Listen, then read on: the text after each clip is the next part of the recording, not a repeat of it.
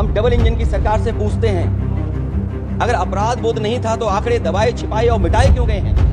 आप नहीं गए स्नान करने, आप स्नान करने नहीं गए, इसीलिए इस तरह की भाषा का इस्तेमाल कर रहे हैं। न केवल 144 साल के लिए ये कहा गया, बल्कि ये भी कहा गया कि पहली बार धरती पर इस तरह का डिजिटल और जो आधुनिक चीजें हैं, टेक्नोलॉजी, उसका इस्तेमाल कर करके महाकुंभ होने जा रहा है। हमारे इतिहास के दस्तावेज ये बताते हैं कि समय समय पे जो भी सरकारें नहीं होंगी, जिसका भी राज रहा होगा अध्यक्ष महोदय, उसने महाकुंभ या इस तरह के कुंभ का आयोजन किया है। एक तरफ तो वो कि जो 144 साल बाद महाकुंभ होने जा रहा है, उसका इतना प्रचार किया, और मैंने तो कई टीवी इंटरव्यूज में, कई समाचार चैनलों पर यह बात सुनने में आई और सुनते रहे हम लोग कि सरकार ने 100 करोड़ लोगों के आने का इंतजाम किया है। और अगर 100 करोड़, अध्यक्ष महोदय, अगर ये बात गलत है तो मैं रिजाइन आपको देना चाहता हूं। मैं माननीय सदस्यों से आग्रह करूंगा कि नियम 307 के अधीन मामलों को उठाने की अनुमति प्रदान की गई है। वे सभी माननीय सदस्य अपने अनुमोदित पाठ को व्यक्तिगत रूप से सभा पटल पर रखने का कष्ट करें। अध्यक्ष महोदय, मैं आपका धन्यवाद देता हूं कि आपने मुझे महामहिम राष्ट्रपति जी के अभिभाषण पे बोलने का मुझे समय दिया है। अध्यक्ष जी,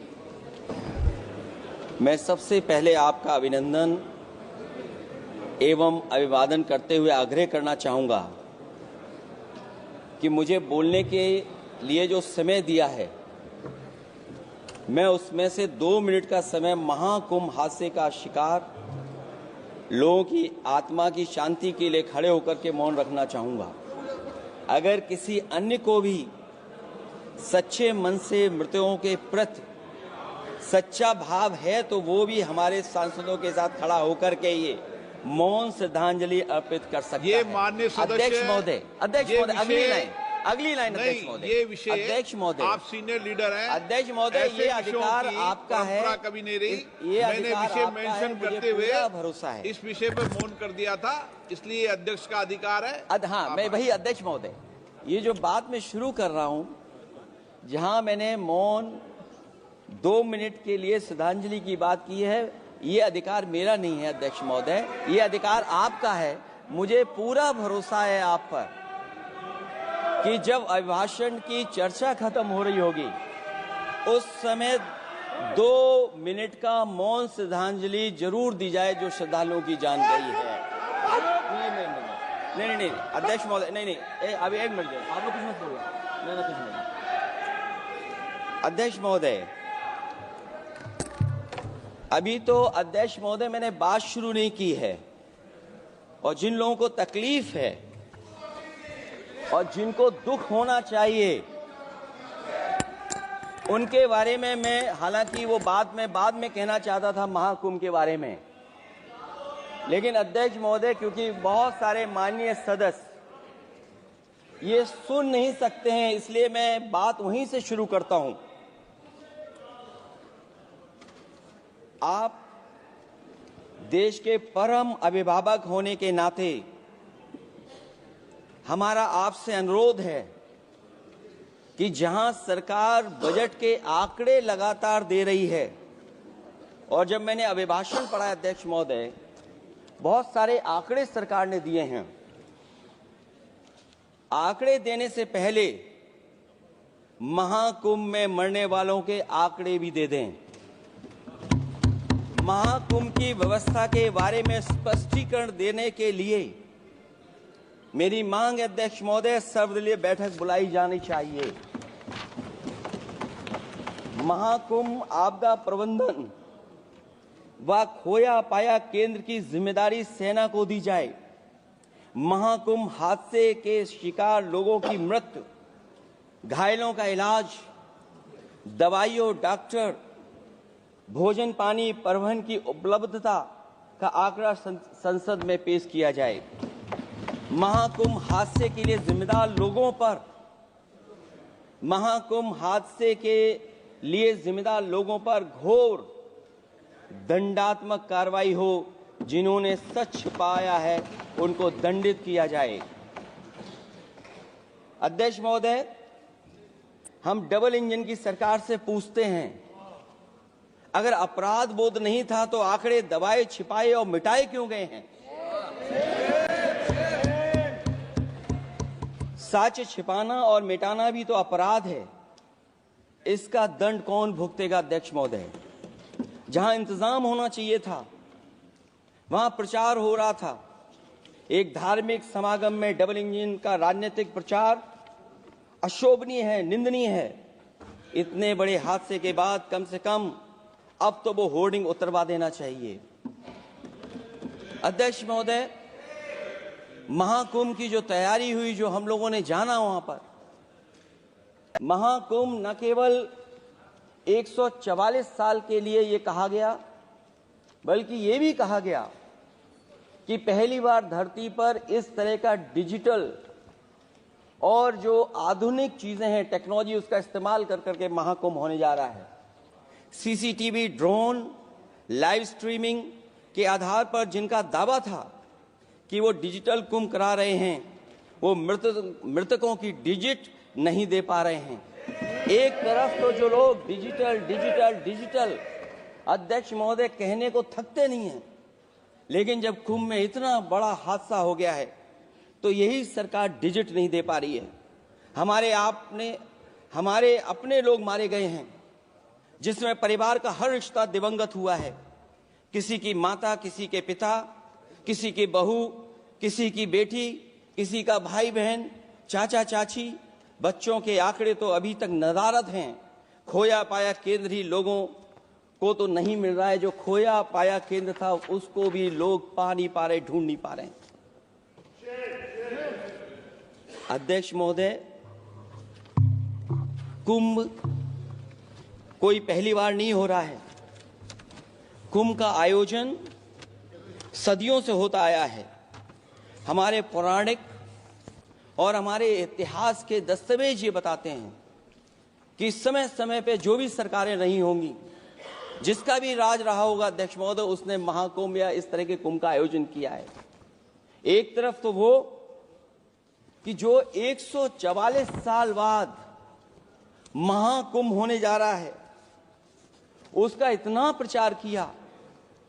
और मैंने तो कई टीवी इंटरव्यूज में, कई समाचार चैनलों पर यह बात सुनने में आई और सुनते रहे हम लोग कि सरकार ने 100 करोड़ लोगों के आने का इंतजाम किया है। और अगर 100 करोड़, अध्यक्ष महोदय, अगर ये बात गलत है तो मैं रिजाइन आपको देना चाहता हूं।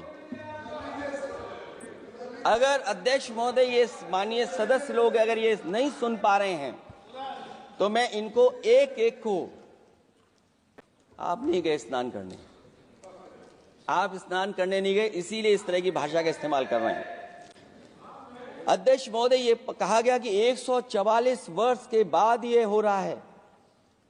जहां तक मेरी समझ और जानकारी कहती है, जो एस्ट्रोनॉमी और एस्ट्रो चीजों को समझते होंगे वो ये स्वीकार करते होंगे, जो भी कुंभ होता होगा वो 144 वर्ष के बाद ही होता होगा। लेकिन ये कहा गया कि नक्षत्र ऐसे हैं, तो मैं अध्यक्ष महोदय सरकार से कहना चाहता हूं कि सतयुग से लेकर के कलयुग तक ये सनातन परंपरा रही है कि संत, महात्मा, साधु समाज मुहूर्त के हिसाब से शाही स्नान करते हैं। उसमें नक्षत्रों के हिसाब से जो सहयोग बनता है वही शाही स्नान का मुहूर्त होता है। लेकिन भाजपा के राज में ये सनातन परंपरा टूट गई। पहले सरकार ने संत समाज को शाही स्नान रद्द करने का आदेश दिया, जिससे अनादिकाल की सनातन परंपरा टूटी। और फिर जब देश भर में ये बात उठी, तो उन्होंने हादसे को छिपाकर फिर से आदेश दिया कि अखाड़े शाही स्नान करने जाएं। इससे सरकार ने पावन मुहूर्त के स्थान पर अपने मनमाने समय पर स्नान कराने का आदेश दिया। बात उस दिन या तिथि की नहीं होती है, बल्कि निश्चित मुहूर्त काल की होती है। ये सनातन परंपरा तोड़कर इन लोगों ने अच्छा नहीं किया। और ये क्या परंपरा टूटी है कि नहीं टूटी है, मैं समझता हूं अध्यक्ष महोदय मुझसे बेहतर सामने वाले ज्यादा जानते होंगे इसके बारे में। और जो लोग अध्यक्ष महोदय जो हम लोगों ने देखा वहां पर लोग पुण्य कमाने आए थे और अपनों के शव लेकर के गए हैं। चमत्कारी करिश्मा तो ये हुआ है, श्रद्धालुओं के शव मिल गए थे, पर सरकार स्नान करने वाले मरने वालों की बात स्वीकार नहीं कर रही थी। और इससे ऊपर ये बात जो वहां पर और हुई, अध्यक्ष महोदय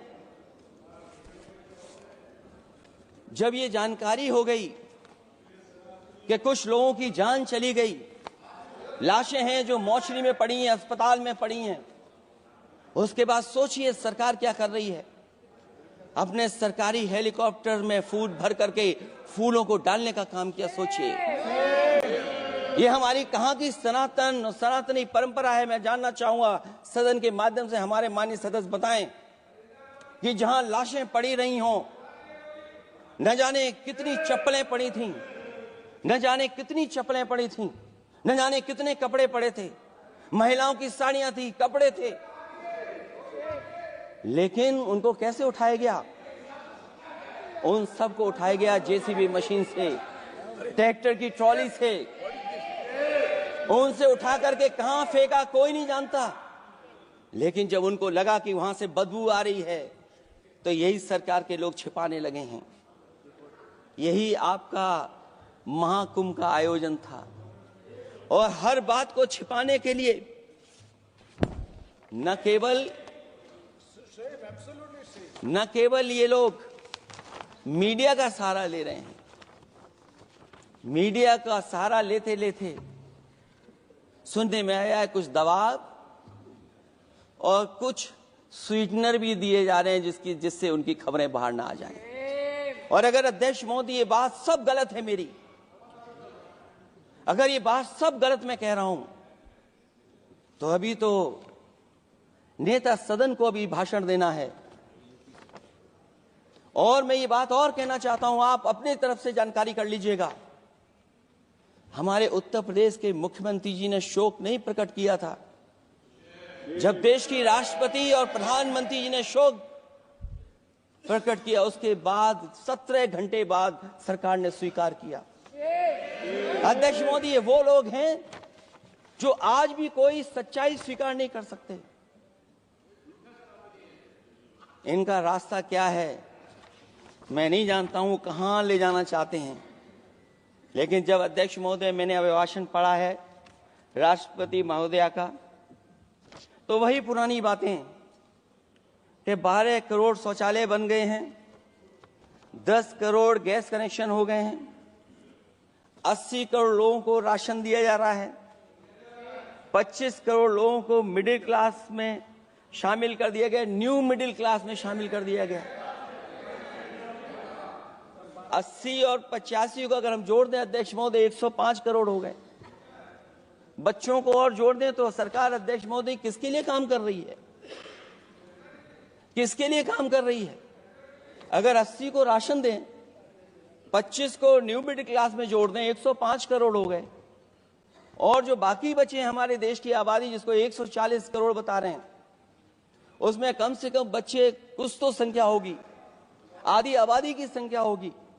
अगर उसको हम बाहर निकालें तो आगे आज सरकार किसके लिए काम कर रही है?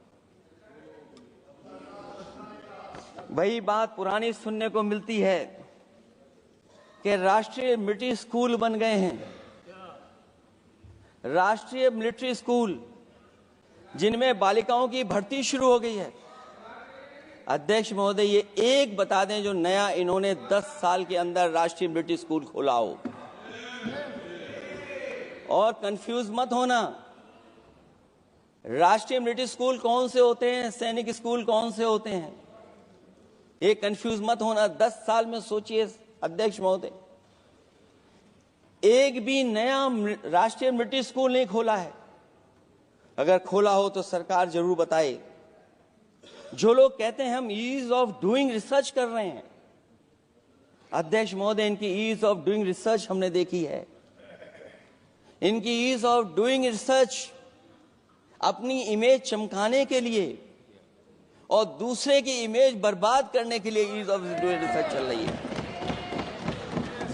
ईज ऑफ डूइंग बिजनेस, मैं देखता हूं जहां कहीं भी इन्वेस्टमेंट मीट होती है, देश के सभी मंत्री वहां पहुंच जाते हैं,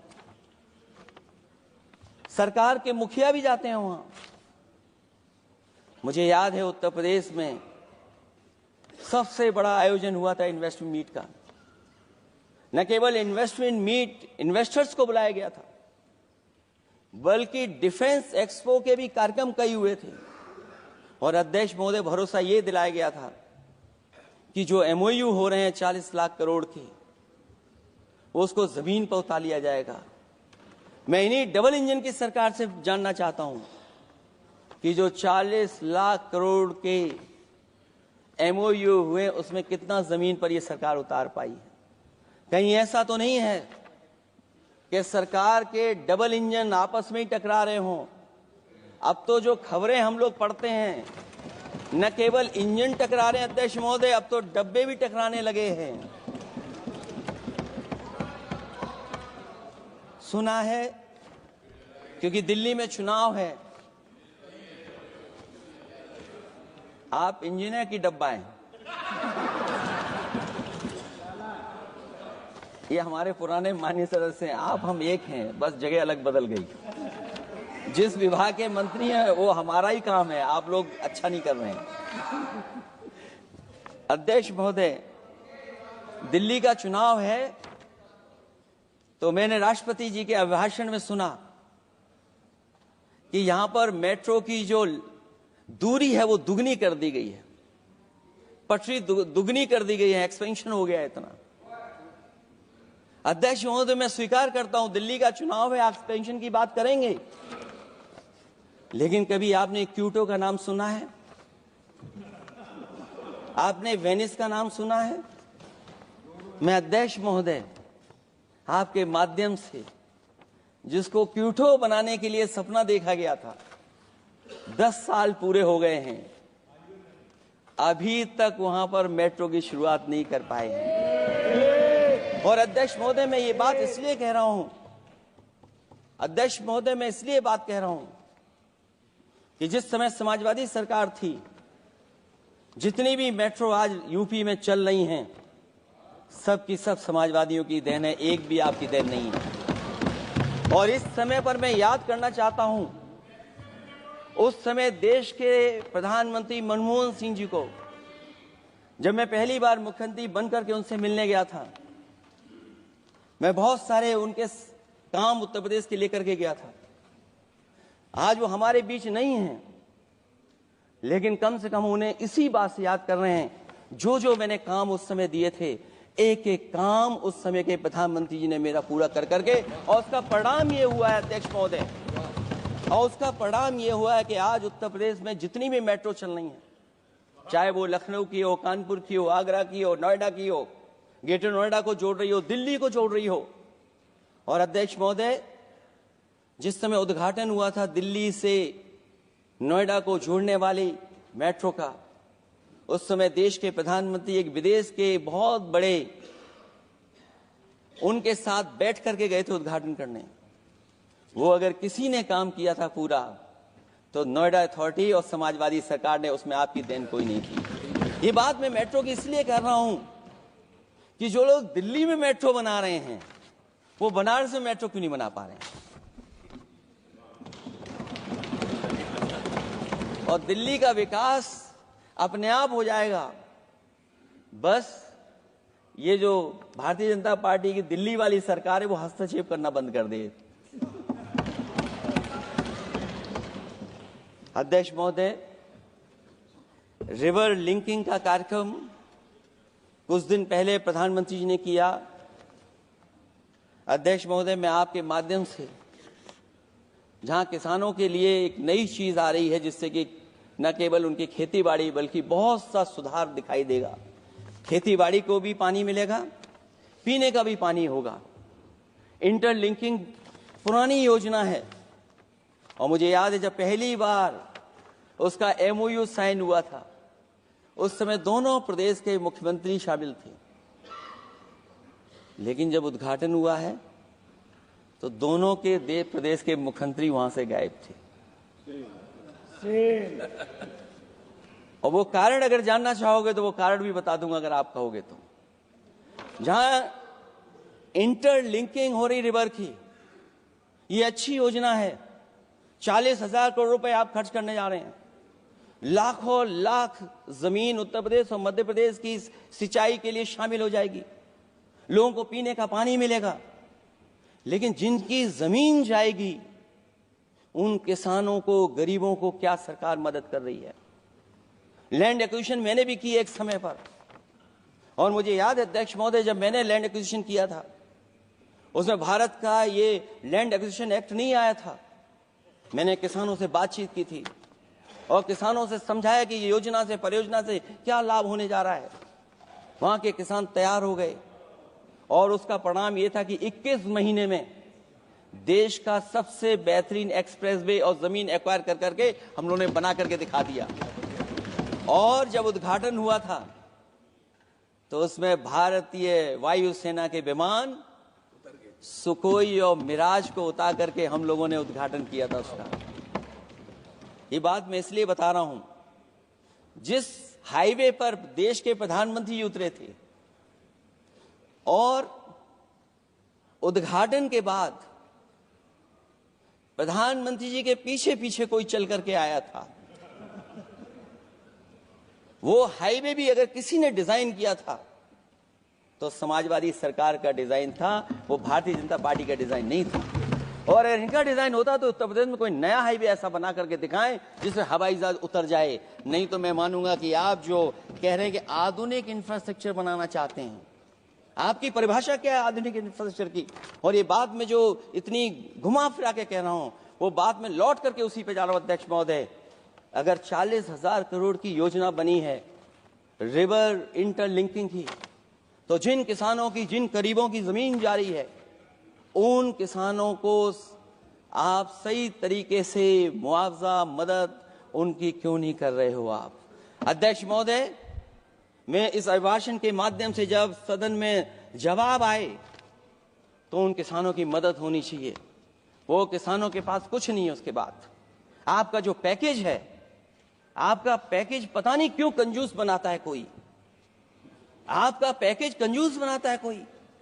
कम से कम आपका दिल बड़ा होना चाहिए और इतना बड़ा दिल हो कि किसान खुशहाली के रास्ते बजाए। आपने किसानों की आय दोगुनी नहीं की, आप आय दोगुनी नहीं कर पाए हैं। कम से कम उन्हें वो मदद करने का काम करें। इसमें अध्यक्ष महोदय, मैं राष्ट्रपति जी के अभिभाषण पर पढ़ रहा था कि सोलर को लेकर के और रूफटॉप सोलर एनर्जी को, स्कीम को लेकर के बहुत बड़ी योजना और कई हजार करोड़ रुपए सरकार खर्च कर रही है। मुझे याद है जब देश के राष्ट्रपति कलाम साहब थे, उन्होंने एक प्रेजेंटेशन किया था सरकार के सामने, और प्रेजेंटेशन के बाद मैंने उनसे निवेदन किया कि अगर ये योजना मैं कर दूं तो आप क्या उद्घाटन करने आएंगे? उन्होंने कहा कि अगर ये आप कार्य योजना लागू कर देंगे तो उद्घाटन करने भी मैं आऊंगा। अध्यक्ष महोदय, उस दिन आंधी तूफान था, टेंट बिल्कुल उड़ गया था। इतना शायद पानी और बिजली का चमकना इतना था कि मैंने खुद रिक्वेस्ट की थी उनसे कि आप मत आइए, फिर कभी हम लोग कार्यक्रम कर लेंगे। लेकिन वो कार्यक्रम में आए, उन्होंने उद्घाटन किया। और अध्यक्ष महोदय, जो लोग कह रहे हैं 40,000 करोड़ की रूफटॉप स्कीम लाए सोलर की, जो मिनी ग्रिड बना करके पूरे के पूरे गांव को हम लोगों ने फ्री बिजली दी थी। फ्री बिजली उनको मिलती थी 24 घंटे, उनकी चक्की चलती थी, उनका सिंचाई का पानी का इंतजाम होता था। जब तक समाजवादी सरकार रही तब तक वो योजना चलती रही, और जैसे ही समाजवादी सरकार गई, इन्हीं के लोगों ने उसका मेंटेनेंस रोक दिया। न केवल उस गांव का जिसका राष्ट्रपति रहे, उन्होंने उद्घाटन किया, बल्कि और जितनी भी सोलर की स्कीम चल रही थी, लोहिया आवास में जहां सोलर स्कीम के माध्यम से हम लोग गरीब को सोलर पैनल के माध्यम से उनको बिजली दे रहे थे, फ्री बिजली, उन सब योजनाओं को इन्होंने बंद करने का काम किया है। सोचिए, ये वो लोग हैं जो इंफ्रास्ट्रक्चर बनाना चाहते हैं। अध्यक्ष महोदय, चीन के सवाल को लेकर के कांग्रेस पार्टी के भी कुछ विचार हैं, हमारे भारतीय जनता पार्टी के लोगों के भी विचार हैं। सच्चाई ये सदन और ये देश भी जानता है, एक समय पर हम लोगों ने बहुत लाखों लाख किलोमीटर की जमीन, लाखों लाख एकड़ की जमीन हम लोगों ने खोई, और अब उसी रास्ते पर भारतीय जनता पार्टी चल रही है। अध्यक्ष महोदय, सवाल यह है, जमीन खोने के साथ साथ भारतीय जनता पार्टी स्वीकार नहीं कर रही है कि जमीन चीन ने कब्जा की है। और ये बात अगर हम लोग कह रहे हैं, तो जो अखबारों में खबरें निकलती हैं, टीवी पे कभी कभी खबरें आती हैं, अध्यक्ष महोदय सरकार को कहिए कि ऐसे चैनल, ऐसे अखबारों पे एफआईआर लिखा कर उन्हें जेल भेज दो, क्योंकि कुंभ की जो खबर चलाना चाहते थे, कुंभ की जो खबर देना चाहते थे, उन कुछ साथियों पे आपने एफआईआर लिखा दी है। अगर कुंभ पर सच्ची खबर दिखाने वालों पे आप एफआईआर लिखा सकते हैं, तो फिर चीन की खबर, जो खबर चला रहे हैं, उस पर भी आपको एफआईआर लिखानी चाहिए। दूसरा, हमारा एक जाति जनगणना का मसला बहुत पुराना है, ये कोई नया नहीं है। आरक्षण के सवाल पर इस देश में दक्षिण भारत से लेकर के उत्तर भारत में और देश में जगह जगह पर बहुत सारे नेता ऐसे रहे जो आज हमारे बीच नहीं हैं, जिनकी वजह से हम आज उस आंदोलन को आगे ले जा रहे हैं। बाबा साहब भीमराव अम्बेडकर जी का जो संविधान है, उसके तहत जो हमें हक अधिकार मिले हैं, आरक्षण की व्यवस्था है, उस व्यवस्था को और मजबूत बनाने के लिए जाति जनगणना होना चाहिए। उसके पक्ष में अब तो कांग्रेस पार्टी भी है। एक समय था जब कांग्रेस पार्टी उस पक्ष में नहीं थी, और अध्यक्ष महोदय, मैं बड़ी जिम्मेदारी के साथ कहना चाहता हूं, अगर उसी समय कांग्रेस पार्टी भी पक्ष में होती, तो आज हमें आपके सामने खड़ा नहीं होना पता, मांगना नहीं पड़ता जाति जनगणना। लेकिन अध्यक्ष महोदय, मैं अपने कांग्रेस पार्टी के साथियों से भी कहना चाहूंगा, अध्यक्ष महोदय, मैं कांग्रेस पार्टी के साथियों से भी कहना चाहता हूं, हम आपके साथी हैं, और इस मुद्दे पे तो हम आपके साथ और आपके आगे भी चल करके आपका साथ दे देंगे। अब जाति जनगणना को कोई नहीं रोक सकता है। एक दिन ऐसा आएगा अध्यक्ष महोदय, एक दिन ऐसा आएगा, कोई टकराट नहीं है, आपके इंजन जैसे नहीं है, आपका एक इंजन। अध्यक्ष महोदय, ये अध्यक्ष महोदय, हम तो, मुझे कभी कभी ये लगता है कि प्रधानमंत्री जी जितना अपने लोगों को ध्यान दे करके समझाते हैं, इतना ये समझते ही नहीं है। वो अध्यक्ष महोदय, वो सबसे ज्यादा सोशल मीडिया के बारे में जानकारी रखते हैं। आप भी जानकारी रखा करो। अगर आप जानकारी रखोगे तो आपको सच्चाई पता लग जाएगी। एक इंजन ने नमस्कार नहीं किया था दूसरे इंजन को, अगर याद हो तो पता कर लें। और ये बात अगर छिपी हुई हो, ऑनरेबल मेंबर, अध्यक्ष महोदय, अभी तो मैंने शुरू नहीं किया, मेरा लिखा हुआ बहुत लंबा है। कंक्लूड करें, आप समाप्त करें प्लीज। और अध्यक्ष महोदय, एक सवाल और बड़ा उठा है, नौकरी को लेकर के, रोजगार को लेकर के, और हमारे भारत की जो मैन्युफैक्चरिंग सेक्टर है, उसको बढ़ावा कैसे दिया जाए। चीन जैसा देश केवल एक पे हमला नहीं कर रहा है अध्यक्ष महोदय, आपकी जमीन भी छीन रहा है और आपका बाजार भी छीन रहा है। और ये बात अगर गलत हो तो सरकार हमें बताए, वो आंकड़े दे। अगर कांग्रेस पार्टी का रास्ता था तो आपका रास्ता कांग्रेस पार्टी का क्यों है? अगर कांग्रेस पार्टी का वो रास्ता था तो आपका रास्ता क्यों है वो? मैं तो जानता हूं जिस दिन उनके सहयोगी साथी समझ लेंगे, वो भी साथ छोड़ जाएंगे। दूसरा जो सवाल कहा गया है अध्यक्ष महोदय, जिस समय बाजार खोला गया, जिस समय हमारा व्यापार के लिए पूरा बाजार खोल दिया, हमसे ज्यादा वित्त को समझने वाले इकोनॉमिस्ट और बहुत सारे जानकार लोग, वो मुझसे बेहतर समझते होंगे, लेकिन मैं ये बात समझता हूं कि जिस समय बाजार खोला गया उस समय ध्यान उतना हमारे देश की अर्थव्यवस्था पर नहीं रखा गया। अगर उसी समय पर मैन्युफैक्चरिंग सेक्टर को जिस जिम्मेदारी से रखना चाहिए था नहीं रखा गया, अगर उस समय रखा गया होता तो शायद अध्यक्ष महोदय हम लोग चीन से आगे निकल गए होते। आज चीन आगे है, हम लोग पीछे हैं। क्या आप इनको ज्ञान दे रहे हो क्या? अध्यक्ष महोदय अपना रास्ता तो वही है, साइकिल वाला। इसलिए अध्यक्ष महोदय अगर समय मेरा समय है अभी, क्योंकि मैं बहुत कुछ लेकर के आऊं। और जहां तक इंफ्रास्ट्रक्चर की बात है, आप कहते हैं कि देश का आधुनिक इंफ्रास्ट्रक्चर बनेगा, न केवल उसके नागरिकों को एक बेहतर जीवन देश की नई पहचान देता है, बल्कि देश को एक नया आत्मविश्वास भी देता है। अरे अगर ये बात सच है तो अध्यक्ष महोदय मैं वो बात कहना चाहता हूं कि 2022 के चुनाव से पहले एक बुंदेलखंड एक्सप्रेसवे बनाया गया था और जिसकी तैयारी को लेकर के देश के प्रधानमंत्री जी गए थे। कितनी सजावट हुई थी, कितनी तैयारी हुई थी।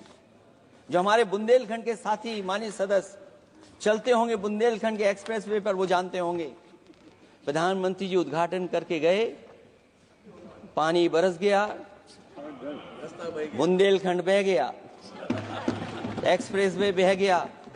और सोचिए अध्यक्ष महोदय कब उद्घाटन किया था आपने? 22 में, और आज भी मेंटेनेंस चल रहा है उसमें। 22 के बाद से आज तक भी मेंटेनेंस चल रहा है।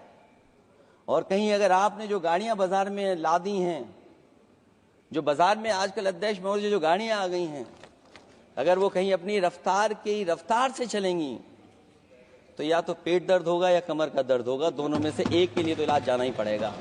और वो कितने हजार करोड़ का बना? 14,000 करोड़ का।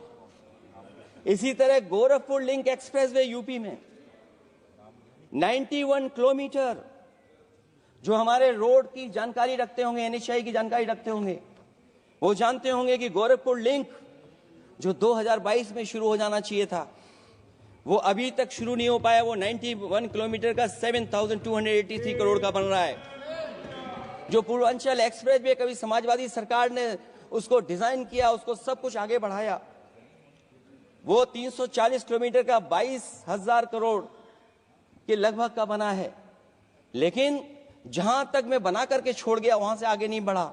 और अगर वो बढ़ गया होता तो बिहार और बंगाल के लोगों के लिए बहुत रास्ता आसान हो जाता।